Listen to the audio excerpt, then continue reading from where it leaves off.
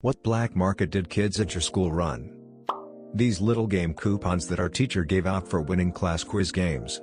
Right when people were starting to get scanners printers in their own homes, some kid made copies of his coupons and sold or traded them to other students. Edit: since I have some people asking what the coupons could be traded for, it was usually a piece of candy or a pencil with a fun print or something similar. I think the kids ended up getting caught like 2 weeks into the scheme. And that's how you first learn about inflation. In a similar vein, our high school had homework passes redeemable across all classes. You could use them as either one free pass for a homework assignment or a one-day delay on a large report. They even had a void message if copied. The teachers got them from the principal at the beginning of each quarter, and they passed them out with wild abandon to anyone showing interest in class. The market was flooded. I'd buy them from kids for $2 each. Then I'd wait. At the end of the quarter, larger reports would be due. Rich kids would buy them back for me for $1.25, $1.50 each. I once made $370 in the last 5 days of the quarter.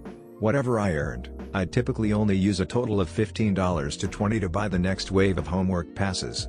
The rest was mine to keep. It all started with a single 0.75-cent investment, and that was the only bit of money I ever paid from my own pocket to keep it going. MP3s and CDRs were just becoming available. A guy I knew made a killing on mixed CDs.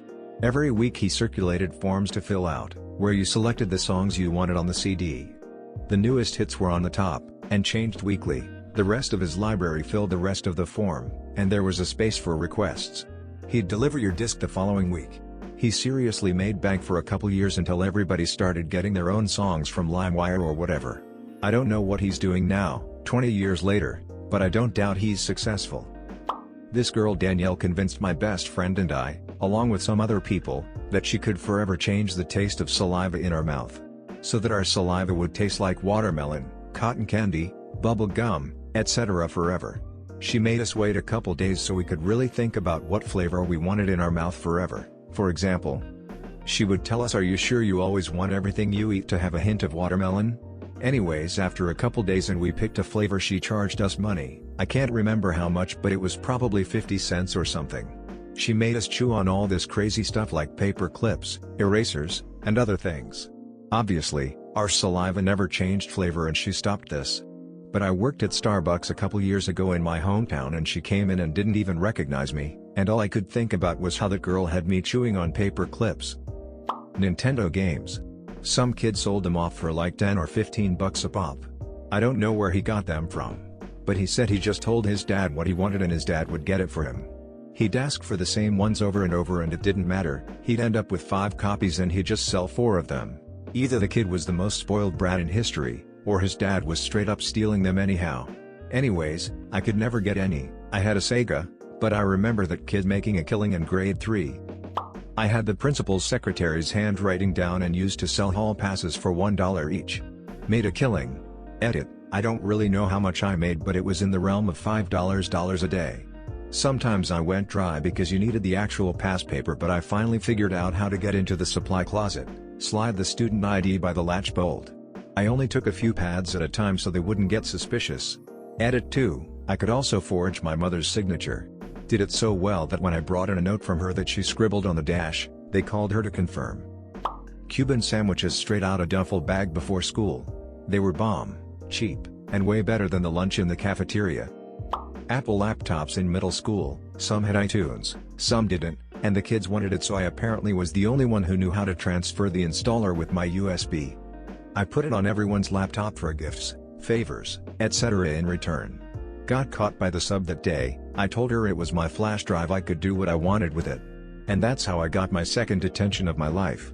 Edit: gifts were typical middle schooler shit, Yu-Gi-Oh cards, fruit snacks, best food trades during lunch, gain in popularity and hang out with the cool people. Obviously, they were taking advantage of me, but I didn't mind. How did you get the first? Gang violence. You don't want to mess with the middle school mafia, bro. 2 years ago I was a sophomore in high school, and freshmen weren't allowed to go off campus but everyone else was. So I'd take orders, go to the local fast food shops, and get the goods. I'd up the price by about $2 and ended up making about $200 a month. Used to crush up warheads and mix them with sugar. Sold them by the straw with the ends melted. 0.50 a piece. I used to sell Coke, the drink, because they didn't allow fizzy drinks to be brought in. Pablo Frescobar. I was in elementary school when pogs were big. Everyone had cool slammers and stuff, but I didn't have money for good ones. My dad made one out of 1 2" mild steel for me and used an engraving pen to make a simple pattern. Everyone was asking me where I got them from. I didn't want to lose my unfair edge, but I also knew I could make money. My dad had a big sheet of this 1 2" steel. I told them I was the only one who could get them. I sold them for $15 a pop. My dad kept 10, I got 5. And that's when I learned what overhead was. Locker accessories such as carpets and magnets. Carpets? How big were your lockers? Only a few hundred square feet. The fireplace was really disappointing because it was only gas. At my school, they took all sweets out of the vending machines and replaced them with healthy snacks.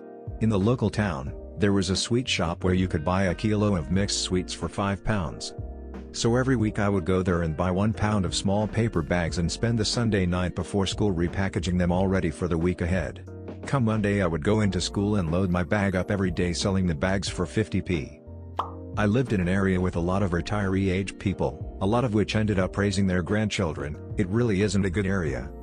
Being older and from a rural area, they still don't trust online sites like eBay or Amazon, so I started ordering people things from those sites for actual money and added a charge for me to be making money off of it. It eventually got shut down because I got someone a USB in the shape of a pistol. It was the size of a USB and clearly a USB, but it didn't matter. The principal actually got the police involved to try to get me in real trouble. It's not anything bad, but we had a black market for food and another for birth control pills. Hey, Martha. Didn't see you last week. You want your usual order of birth control pills? Nope. Just the food, please. I have family in NY and would go visit a couple times a year back in high school. Every once in a while we'd visit Chinatown in NYC and I'd end up buying $100s worth of fake watches, Rolex, Tag, Gucci, etc., return to school, and sell them for double than what I paid for them. Cinnamon toothpicks were all the rage in grammar school. Same at mine. We had a guy who was selling them for 25 cents a pop until the teachers finally shut down his business. Marbles were big at my primary school. Real big. It got to the stage where they were only allowed for 3 months a year, as we would no longer discuss anything but the game we had or the make we wanted to pay for. That was marble season. Now you could buy a big bag of cat's eyes from the supermarket, but they wouldn't get you far. To play the high-stakes games, you needed a specked egg, a glitter bomb, a tidal wave, or something exotic, but those suckers were pricey. Us poor kids couldn't afford those things, so we secretly gambled our marbles through the year, so when marble season opened, we had amassed enough marbles to really be ahead of the game. Being caught with marbles outside of marble season was bad. Real bad. One kid got 5 strokes of the cane. This being so, it was a big risk to hide in the shadows of the trees and sling those little glass balls about. Not only did it hone your skills for the season start, but you got good at taking the shot and then acting nonchalant. Marbles were currency. You could trade lunches with them or buy time on playground equipment. There was a good reason they banned marbles at my school. We turned it into some sort of mafia shit. My school used the metallic ends of pencils as a currency. Bronze was rarest, so it was the most expensive. Green was most common, so it was the least. We traded for erasers or pencil cases or a spot up in the Foursquare line. Eventually got banned, but we still operated with people acting as banks to keep the currency hidden and to keep transactions hidden. I ran it. For a few spare years in elementary, books got banned in the classroom. Not blacklisted books, but literally books in general. They were far too distracting, even though most kids read when done with work, etc. I started smuggling books to school and peddling them out to kids. It started out innocently. I had loads of Hank the Cowdog books that I was super into, and I hid them in my desk, and I loaned them to close friends when asked. But soon, the entire class knew. And that spread to the school. I became a full-time book smuggler. I had a system where there was a 2-week borrowing limit, kept a log of who, what, book, when, ran a teensy little library for myself. Basically, and I made sure these kids were treating the books fairly. If anything came back damaged, they were banned from borrowing. Kept this up until middle school, which was considerably less totalitarian. Blow pops from Sam's Club, 25 cents each. Must have made a killing as a 5th grader. During elementary school in the 80s, many candies weren't individually wrapped for resale in stores, think Warheads, etc. I bought bulk packs of candy, didn't matter what kind. Although atomic fireballs were my cash cow, I individually packed them, or maybe a couple to a pack depending on the candy. I used those tiny Ziplocs you see people use for drugs. Being around adults a little devoid of scruples, I was able to get those in bulk from a local head shop called High on the Hill. It was a surreal time looking back. I was the only supplier for a year solid in 4th grade. I made so much bank for a 10-year-old it was insane. I would make $100 a week just off of atomic fireballs. The bulk jugs were about $5 or $6 each wholesale, and at a quarter each it worked out to about $60 a jug profit if I recall. Luckily school came easy to me because it was a full-time job keeping stock, packaging product, counting piles of change, budgeting, keeping a bank register. Mom got a separate account that I used for my money, dodging the man, etc. It was turbulent as I never really had a group of friends as a kid, but in the 4th grade, I was the fricking man.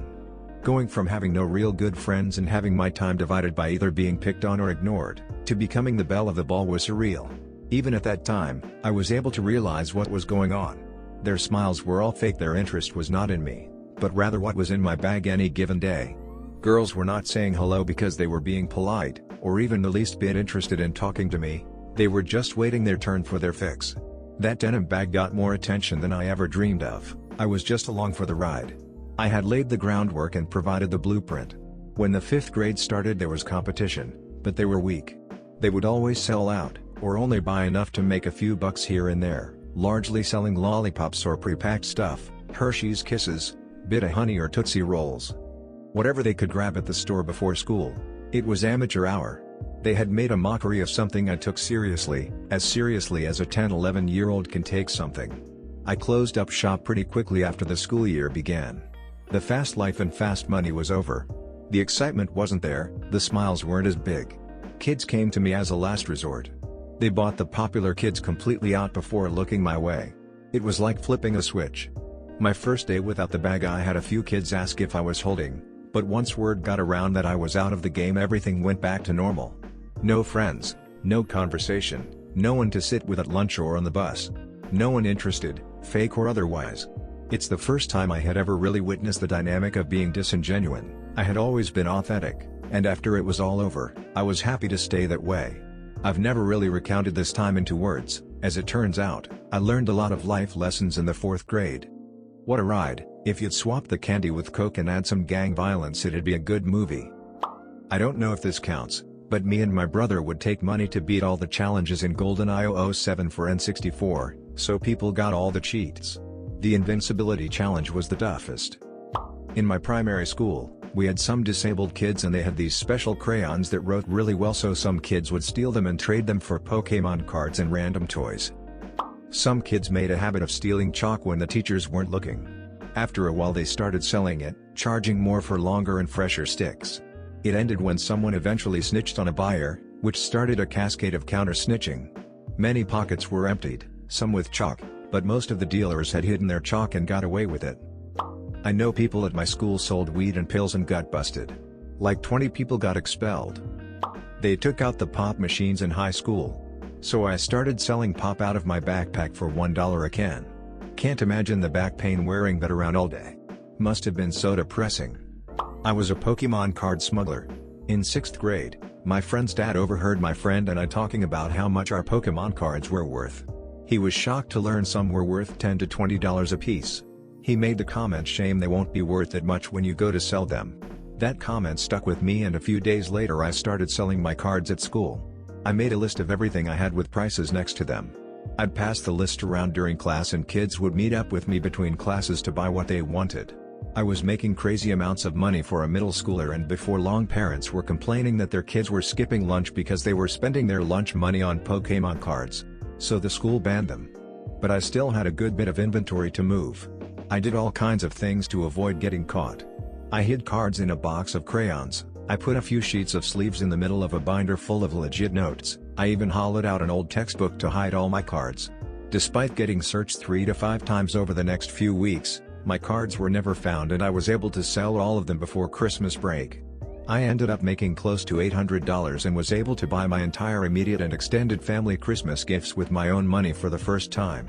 Once all the other kids learned how much money I had made, they were blown away and suddenly everyone was selling their cards. Problem was, no one was buying them anymore. Live fish. Some Asian kid would walk around school with a few live pet fish in his school bag and sell them.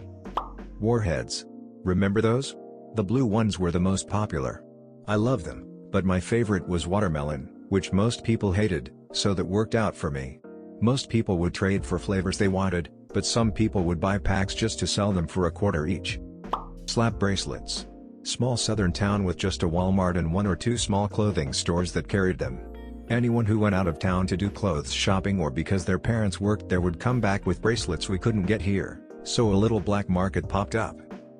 I used to deal in whiteboard markers for teachers in high school. One teacher had a tendency to hoard them, leaving none for other teachers. I would take markers from him and provide them to other teachers in need. While there was no formal payment, I was given a little bit more leniency at times, example, requests to leave the classroom for a moment, etc. Once the marker would start squealing on the whiteboard because it was almost empty, I'd get teachers giving me a nod as if to say, "You got the goods?" I'd then supply them with the marker color of their choosing, usually black. It was actually a lot of fun, and I never heard teachers talk about my systems or chastise me for taking markers. The swim team or something was selling these fundraiser lollipops and they were insanely popular. I found the website on the wrapper and discovered I could buy my own way cheaper. I could also buy only the popular flavors. So I had only the best flavors and I could undercut the actual fundraisers by $0.25, still making over 100% profit. I quickly became a top seller and made bank until the copycats started popping up. There was this girl that used to sell candy bars at my school. Her mom would get the big packs at Sam's. She asked me to help her and that's when business started booming. We were making $50 to $100 a day just hustling in the hallways and in gym. Unfortunately, she got caught and they shut us down. Pink eye.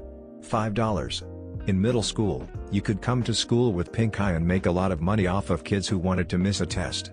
Kid would just stick his finger in his own eye, and then in yours. Pencils for pencil fighting.